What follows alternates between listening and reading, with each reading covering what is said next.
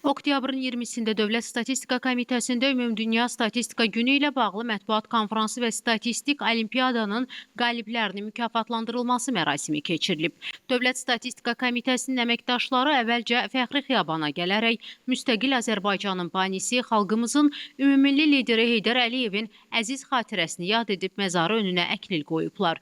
Görkəmli oftalmoloq alim akademik Zərifə xanım Əliyevanın da xatirəsi anılıb. Sonra Şəhidlər Xiyabanında Azərbaycanın müstəqilliyi və ərazi bütövlüyü uğrunda mübarizədə canlarından keçmiş qəhrəman vətən övladlarının xatirəsi yad edilib.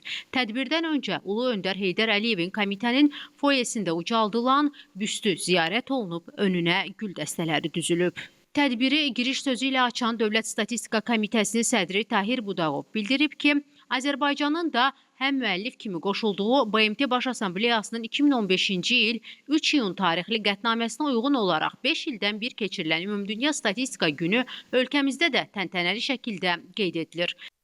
BMT-nin Statistika Komissiyasının 2025-ci il 4-7 mart tarixlərində keçirilmiş 56-cı sessiyasında BMT Baş Katibinin Ümumdünya Statistika Günü ilə bağlı təqdim olunmuş məruzəsinə əsasən bu əlamətlər gün cari ildə beynəlxalq, milli və regional səviyyədə hər kəs üçün keyfiyyətli statistika ilə inkişafa təkan verək şüarı altında keçirilir.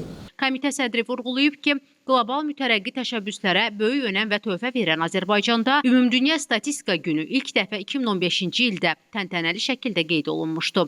Tədbirdə çıxış edən Azərbaycan Respublikası Elm və Təhsil Nazirinin müavini İdris İsayev Ümumdünya Statistika Günü ilə bağlı Dövlət Statistika Komitəsi tərəfindən gənclər arasında statistikaya marağın artırılması, onlar arasında statistik biliklərə malik istedadlı gənclərin aşkar edilərək həvəsləndirilməsi məqsədi ilə yuxarı sinif şagirdləri və ali məktəb tələbələri arasında keçirilən statistik olimpiyadanın xüsusi əhəmiyyətindən bəhs edərək belə tədbirlərin gənclər üçün statistika elmi, habelə ölkənin sosial-iqtisadi həyatında baş verən hadisə və proseslər haqqında daha geniş rəsmi statistik məlumatları əldə etmə imkanları yaratdığını bildirib. Statistik olimpiyadanın yekunlarına dair hesabat məruzəsi ilə çıxış edən Dövlət Statistika Komitəsinin sədrinin müavini, Təşkilat Komitəsinin sədri Yusif Yusifov qeyd edib ki, Olimpiyadada ümumilikdə 3355 nəfər şagird, 198 nəfər tələbə iştirak etmişdi.